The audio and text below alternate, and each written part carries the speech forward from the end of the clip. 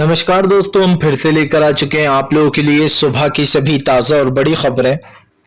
फटाफट अंदाज में एक एक कर बताएंगे आपको आज देश और दुनिया से क्या बड़ी खबरें निकलकर सामने आ रही हैं। लेकिन उससे पहले दोस्तों एक नजर डालेंगे सुर्खियों पर।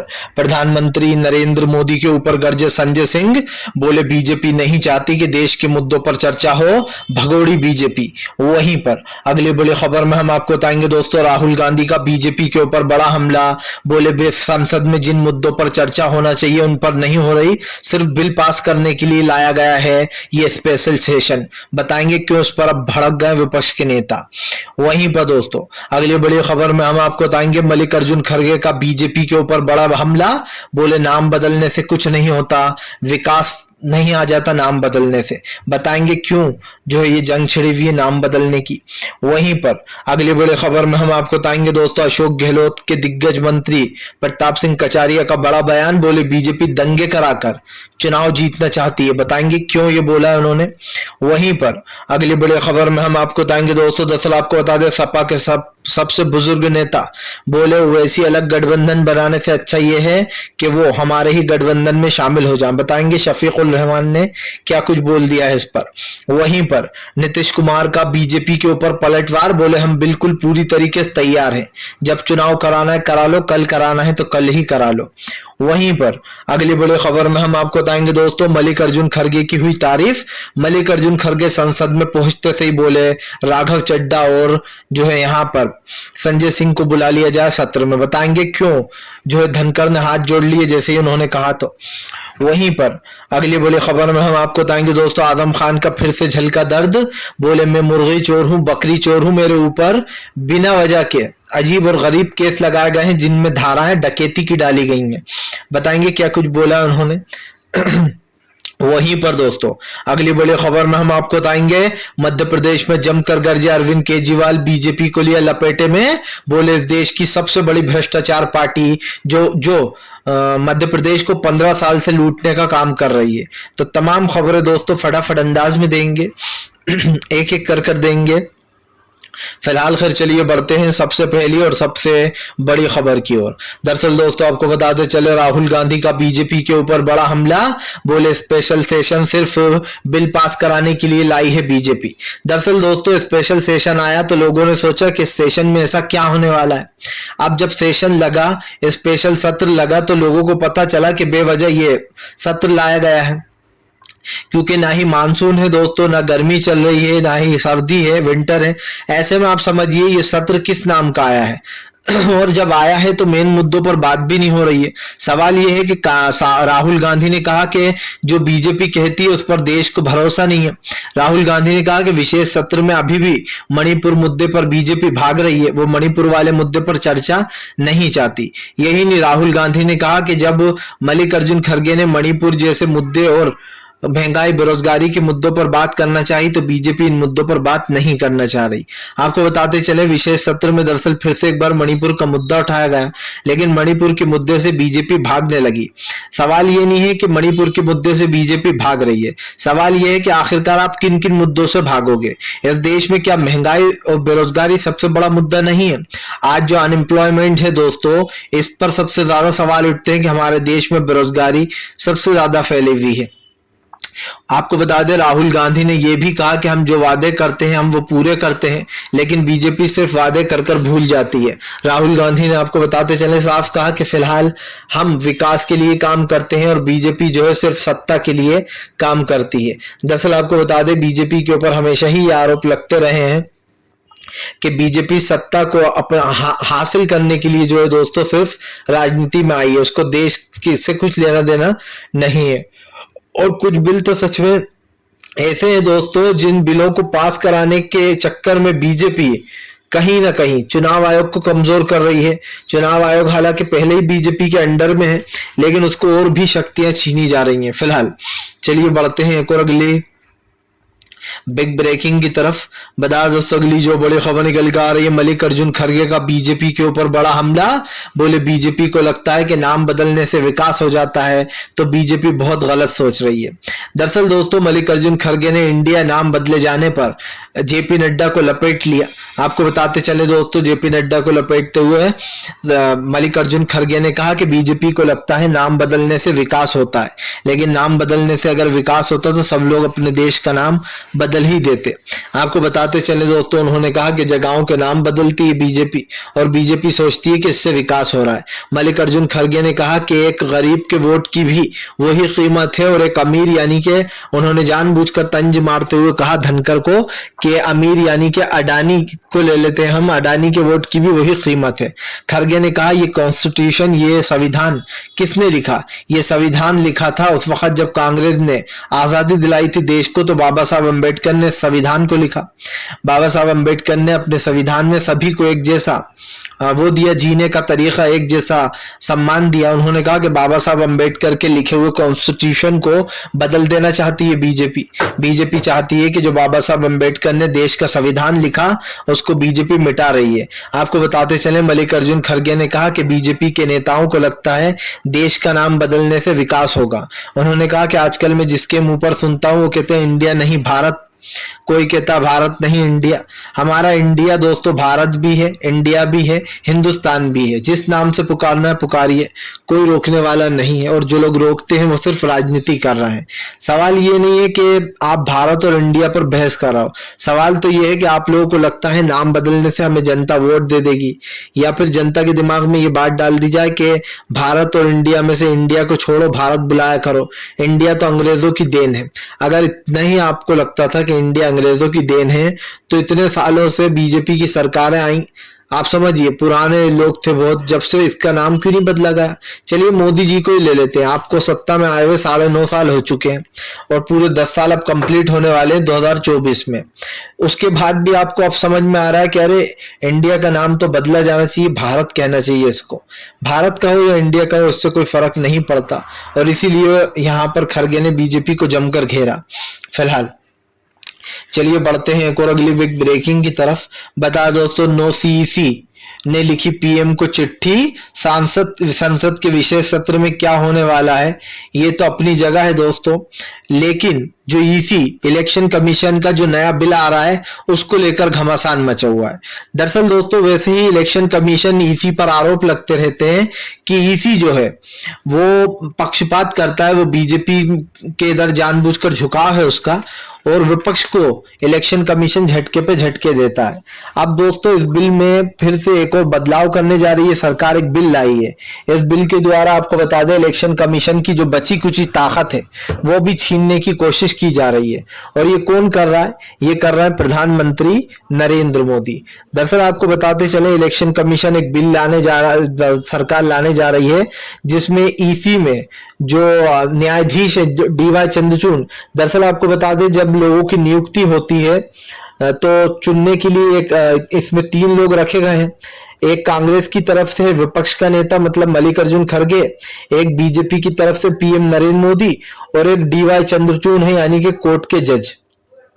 अब बीजेपी इस बिल को बदलकर दोस्तों आपको बताते चलें जानबूझकर ये फैसला ले रही है वापस कि जो इसमें डीवाई चंद्रचूड़ है समिति में, उस समिति को भंग कर डीवाई चंद्रचूड़ अब नहीं रहेंगे इसका हिस्सा। यानी कि इलेक्शन कमीशन में एक ऐसा बिल लाया जा रहा है जिसमें अब डीवाई चंद्रचूड़ को हटाकर सरकार खुद अपना एक मंत्री रखेगी, केंद्र सरकार का मंत्री वो तय करेगा जो है। यहाँ पर एक विपक्ष का नेता होगा, एक नरेंद्र मोदी होंगे। आपको बताते चले इस पर घमासान मचा हुआ। यही नहीं और कई चीजें छीनने की कोशिश की जा रही है, जिसके ऊपर पूर्व इलेक्शन कमीशन के अधिकारियों ने भी सवाल उठाया है कि इससे इलेक्शन कमीशन की ताकत और कम हो जाएगी। फिलहाल चलिए बढ़ते हैं एक और अगली बिग ब्रेकिंग की तरफ। बता दोस्तों अगली जो बड़ी खबर निकल कर आ रही है, संजय सिंह का प्रधानमंत्री के ऊपर बड़ा हमला। बोले प्रधानमंत्री ने फिर से वही घिसी पिटी बातें करना शुरू कर दिया है जो वो पहले करते थे। आपको बताते चले संजय सिंह ने कहा कि हमें लगा था विशेष सत्र में कुछ विशेष होगा, लेकिन यहाँ तो बीजेपी एक के बाद एक बिल पास कराने आई है। आपको बताते चले दोस्तों राघव चड्ढा और संजय सिंह को मल्लिकार्जुन खड़गे ने बुलाने की बात भी कही। जैसे ही संसद लगा तो सबसे पहले मल्लिकार्जुन खड़गे ने कहा कि हमारे संजय सिंह और राघव चड्ढा को भी संसद में बुला लिया जाए। तब जगदीप धनखड़ ने उनके सामने हाथ जोड़ दिए थे मल्लिकार्जुन खड़गे के सामने। दरअसल दोस्तों मल्लिकार्जुन खड़गे और बीजेपी के नेताओं को लगता है कि हाथ जोड़ने से सारी समस्याओं का हल जो है निकल जाता है। सवाल मैं ये पूछना चाहता हूं कि आखिरकार सच्चाई से कब तक भागेंगे बीजेपी के नेता? आज नहीं तो कल जनता आपसे सवाल पूछेगी और सवाल का जवाब मुझे नहीं लगता कि आपके पास होगा, क्योंकि जाहिर सी बात है आप तो देश की जनता को सिर्फ मूर्ख बनाने में लगे हुए हो। दोस्तों ऐसा पहली बार नहीं हुआ है। प्रधानमंत्री को यही लगता है कि आज जो हो रहा है वो सही हो रहा है और उनके हिसाब से देश बहुत अच्छी तरक्की कर रहा है, लेकिन देश में आप समझिए कहाँ तरक्की कर रहा है, बीजेपी ने क्या क्या बनवा लिया देश के लिए, ये सवाल उठना जरूरी है। आपने पिछले 10 सालों में कुछ नहीं किया है। सच्चाई ये है कि जिन लोगों के लिए जो स्कीमें निकलती है वो धीरे धीरे कर बंद भी कर दी जाती हैं, और जो मेन गरीब है दोस्तों उनको इस चीज का फायदा नहीं मिलता है। आपको बताते चले, अब सवाल उठ गया कि भारतीय जनता पार्टी जो है वो सिर्फ राजनीति करने में लगी हुई है, और सवाल उठना भी चाहिए, क्योंकि बीजेपी की राजनीति दोस्तों ना मुझे समझ में आएगी, ना आपको, ना किसी और को। फिलहाल तो ये है कि प्रधानमंत्री के हर सवाल का जवाब दोस्तों किसी के पास नहीं है, क्योंकि प्रधानमंत्री के सवाल बेफजूल के होते हैं। फिलहाल चलिए बढ़ते हैं एक और अगली बिग ब्रेकिंग की तरफ। बता दोस्तों अगली जो बड़ी खबर निकल कर आ रही, नीतीश कुमार का बीजेपी के ऊपर बड़ा हमला, बोले जल्दी ही क्यों, कल ही चुनाव करा लो, हम तैयार हैं।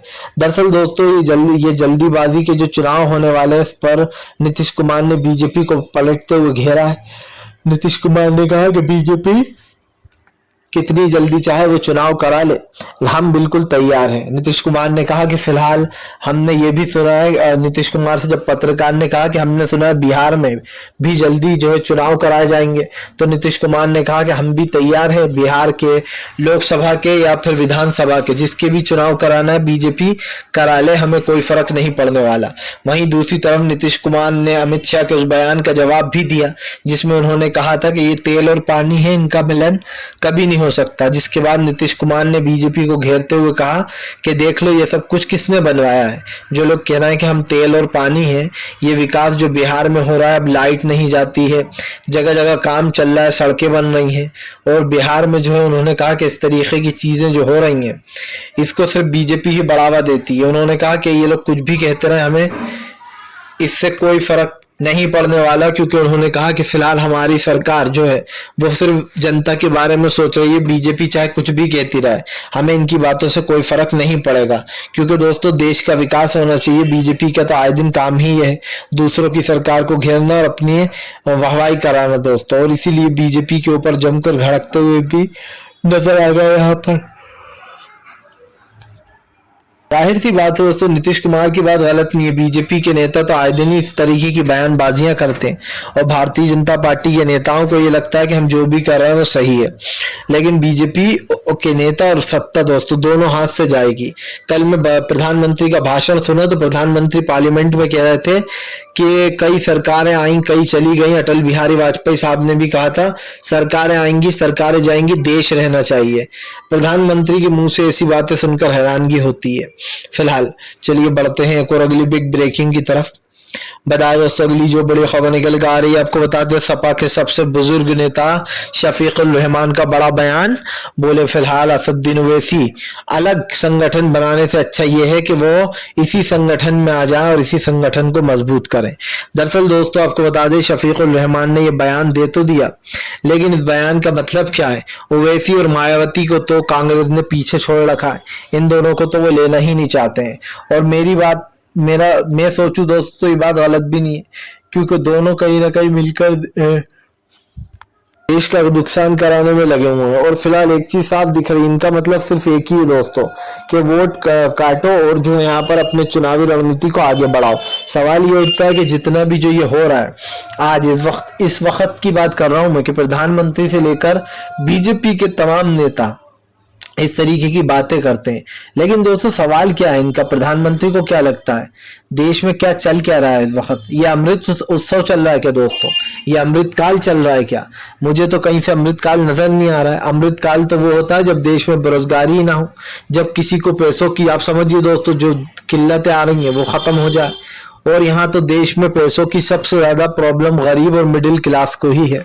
आप समझिए दोस्तों, शाम शाम रात रात भर दिन दिन भर काम करता है एक इंसान के पैसे कमाएगा, रात को जब उसे पैसे मिलते हैं तो वो जरा से पैसे उसके घर में ही खर्च हो जाते हैं, ना सेविंग हो पाती है, ना ही शादी के लिए बच्चों की जोड़ पाते हैं वो, ना अपने लिए बुढ़ापे के लिए जोड़ पाते हैं। तो ऐसे में ये बात सवाल तो उठते हैं कि देश में धीरे धीरे कर जो सरकारें हैं वो पूरी तरीके से देश का बेड़ा गर्क करने में लगी हैं फिलहाल।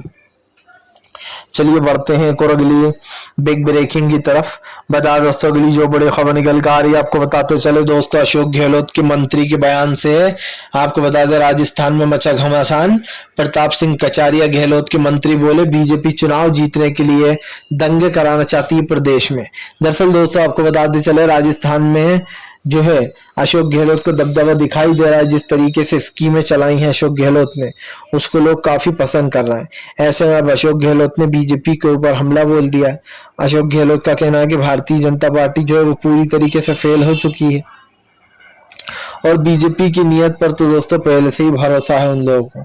तो अब ये देखना होगा कि आखिरकार ये सब कुछ क्या हो रहा है, क्योंकि हम आपको बताते चले भारतीय जनता पार्टी के खिलाफ विपक्ष ने मोर्चा खोल रखा है और ये चीजें साफ हो जाएंगी दोस्तों, बहुत जल्दी साफ हो जाएंगी कि भैया आखिरकार ये सरकार की मंशा है क्या, सरकार जो है वो क्या करने की कोशिश क्या कर रही है। विशेष सत्र लिया है, प्रधानमंत्री भी बोल लिए और ये तमाम चीजें जो हो रही हैं दोस्तों जिस पर मैंने आपको बताया ही कि कैसे इन चीजों पर बात की जा रही है। लेकिन फिलहाल सरकार की जो नीतियां हैं दोस्तों वो तो मेरी समझ से बाहर जा रही हैं।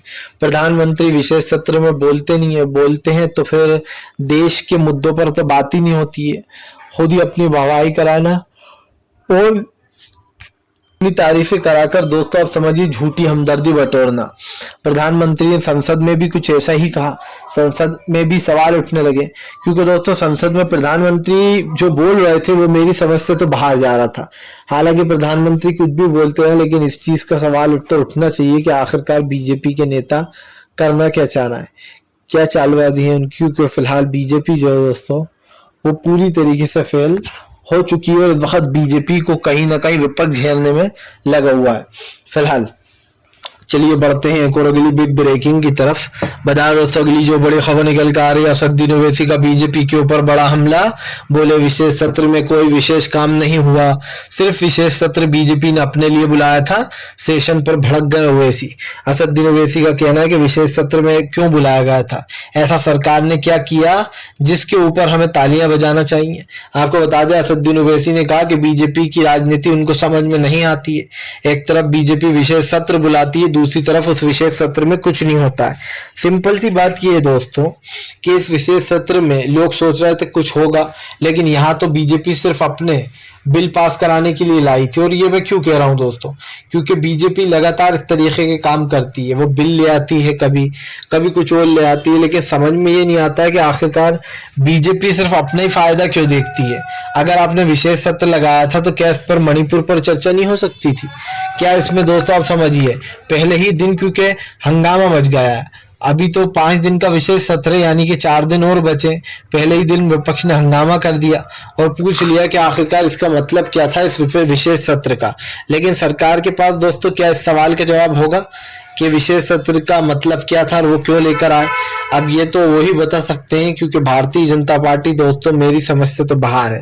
भैया बीजेपी के नेता कौन सी भाषा बोलते हैं दोस्तों, कौन सी वाणियां बोलते हैं, ये ना आपके समझ में ना मेरे समझ में।